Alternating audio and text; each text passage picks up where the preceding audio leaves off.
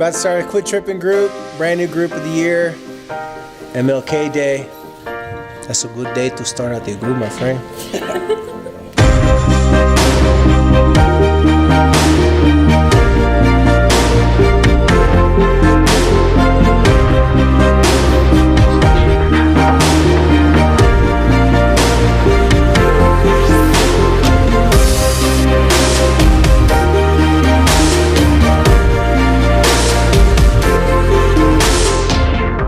Their teams and their parents, and then they trust me, but my influence can't reach throughout America just by doing it every little group by itself. So here's some of our repeat offenders at the group.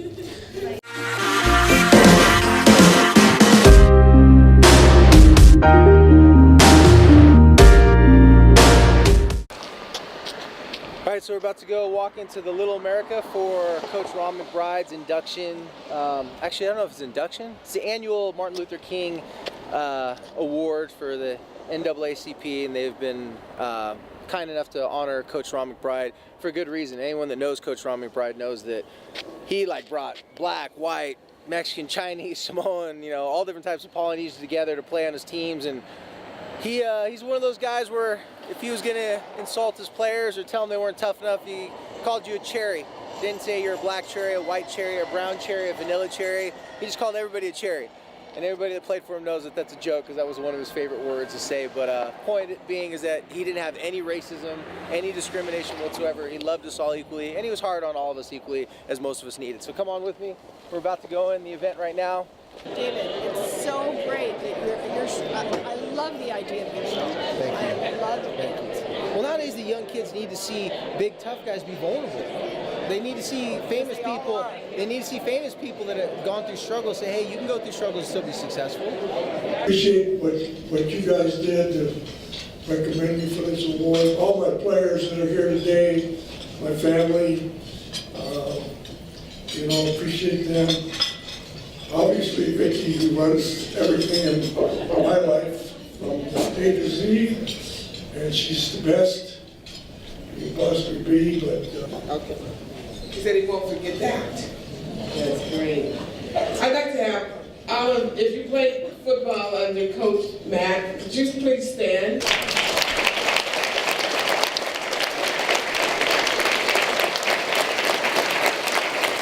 Scholarship presentation, as you heard, has been the tradition. Coach Larry H. Miller attended this function every year during his life, and the excitement for him was to keep it a secret to the scholarship award recipient until the day of, the moment of that recipient getting the scholarship. So, and please recognize M. Kasim Bakanra.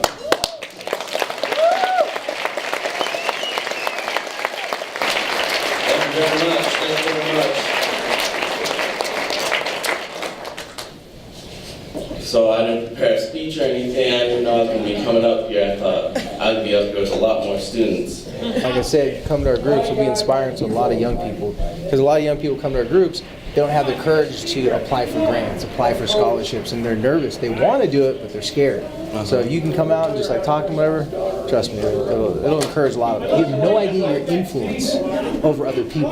It trips you out, huh? It's man, kids come up to you man, thank you so much. You're really? It helps you? It's hard to realize that you actually help people because you're just being you, right? And also, too, our other guy, so my co-host on the radio show, his name's Kenneth Scott. I don't know if you've ever heard of him. I know him very well. Okay, so Kenneth is actually our co-host on the radio show, and he's a part of our organization. So tomorrow night, if you listen to the radio show, Kenneth will be on there. And you remind me a lot of Kenneth. You remind me a lot of him. He's just one of those dudes that reaches out to people just because he wants to. That was an amazing event. So I don't know what to say. I got chicken skin the whole entire time. I've never been to a Martin Luther King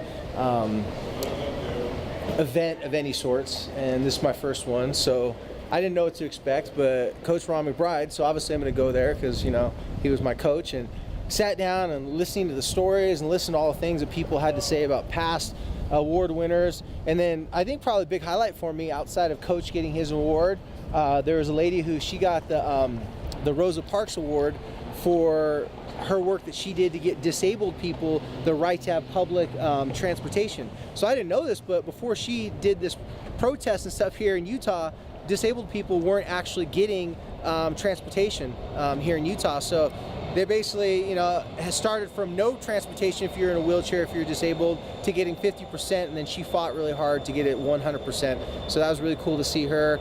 We met some cool young people that got some awards for the Martin Luther King Scholarship Foundation Awards. That was great. One young man we're going to be featuring on our Quit Trippin' social media, so look out for him. But man, just a great experience. I think, anytime I'm in town annually, Martin Luther King Day, I'm going to be here at this event. Big shout out to the NAACP and for all their work doing for the community here in Salt Lake. Bam. Get back to the office. Yes. Back to work now. The ultimate fear is parents don't want to be blamed for their teenagers' issues. Parents are already worried that they're going to take the blame for all their teenagers' struggles. Survival socially for teenagers is why, and youth, young adults, their social survival makes them feel like they're in threat of losing everything that they have in their life. There's so many expectations to keep up their social persona that socially, well, let me back up a little bit deeper just so you can understand a little bit more of what we do, right? It's been proven that human beings need food, water, shelter, and love. Mm-hmm. Well, you're more likely to get food, water, shelter, and love if people like you. Mm-hmm. It's called the village effect. You create a support group in your family and your friendships. Well, I know you've never come across this with girls, but sometimes girls isolate certain girls that they don't want in a group. Okay, I know it's hard to believe. Okay, some girls can become mean. Some girls, for no apparent reason, choose one girl and they say, you know what, I don't like you, and if anyone likes you, then you're not in my group. And so the other girls, out of fear to not being liked by the alpha or the group, they go against this one girl and isolate that girl from the group. Okay?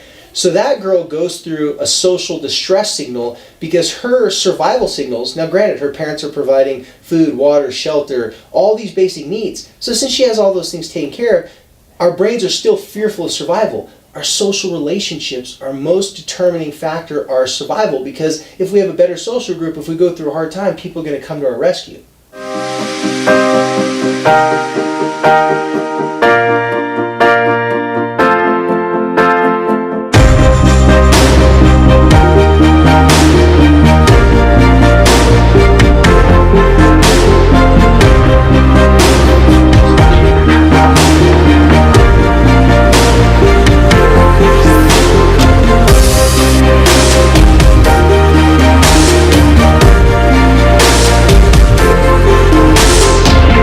Started Quit Trippin' group, brand new group of the year, MLK Day. That's a good day to start out the group, my friend.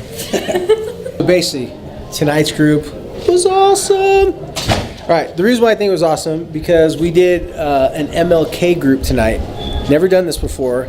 So we did a special confession session. For those of you who don't know what a Quit Trippin' confession session is we actually talk about stuff that we don't normally share, admit something, kind of get it off your chest, kind of like, we say it confession session because it rhymes, not that we're like Catholic priests or anything like that. But today we did an MLK confession session, which means that everybody talked about, they confess something that they've done to discriminate against someone, or judgments they had of people that now they realize that they judge people wrong, they discriminated for like stupid reasons, and they've learned that it's just not good to discriminate, right? So we all kind of said different confessions about ways that we discriminate against someone. It was super cool, and I felt that cool MLK spirit. So I just think that MLK, even though a lot of us aren't African American, MLK has influenced us tonight at Quit Trippin'. So the Quit Trippin' MLK confession session is be an annual confession session we're going to be doing from now on. It was pretty dope. Cool. It was nice. Pretty dope, huh? It was lit. It was real. It definitely helps you realize the things that you've been like, dang, I should probably change that about myself. So here's how Helping Hype is going to work today. In honor of Dr. Martin Luther King, everyone out there knows someone, or most likely you know someone that's gone through a very tough time this year. Really difficult time. Martin Luther King, and I think it's widely known what he was fighting for is he was fighting for other people. He wasn't like just saying, hey, this is my problem. This is a societal problem. This is an issue so much bigger than me, my neighborhood. This is everybody. So he was reaching out in all of his work. Everything that he did was to help other people. So in today's Help and Hype, here's what we want you to do. We want you to tag or put someone's name in our social media, and I'll tell you our social media in just a moment, that went through a hard time this year that could use some help. And then by nominating them, if we pick them at the end of the show, we're going to send them they're going to either win the Skull Candy headphones, the Vans gift cards, or the pair of Stance socks. So the help is you're nominating them, and the hype is they're going to be pretty hyped when they get these gifts, right?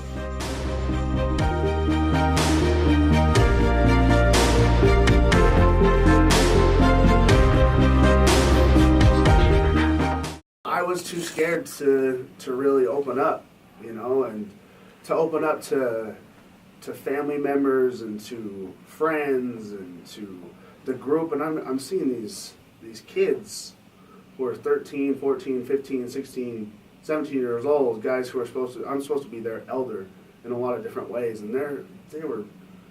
I thought to be strong, you couldn't have weaknesses. I thought to be strong meant you couldn't have flaws. Come to find out, everybody has flaws. In fact, strength is actually being real, talking about it. So why don't you talk a little bit, Jan, when you first came to groups, like, why did it touch you personally, and how did that get you to see things a little bit differently? Oh man, well, once I started coming, I became one of the kids. It's so crazy how much you have in common with these kids. I think it happens to everybody, though. Yeah. Like, if you really get involved the way you should, is you just become a family. And I know that's a cliche that gets thrown out a lot, but if you do it right, you start laying things out on the line. You listen to people lay things out on the line. You start to they share the things that are important and the things that are their darkest parts of their lives that they're trying to get over. You start sharing yours, and I think what ended up happening for me is I was struggling with depression at the same time these kids were. I was struggling with depression.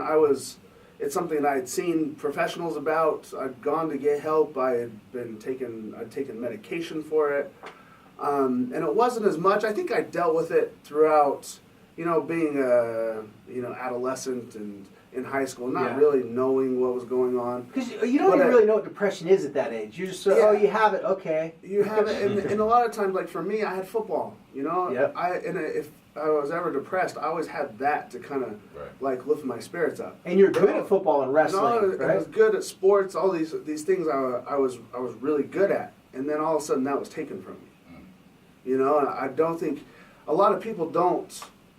We as athletes, I tell this to people a lot, like, you don't know what it's like. A lot of people don't know what it's like. Some people do. I'm placing judgment on people that I shouldn't be right now. But to have something that has been the most important thing to your entire life all of a sudden get taken away. Right. And that was football for me. That was competing. And, I had started a fighting career, but it just wasn't the same. It wasn't part of your 10-year plan, right? It's not what you thought. No. And so I got really deep into depression for a little while after that, and I was going through it.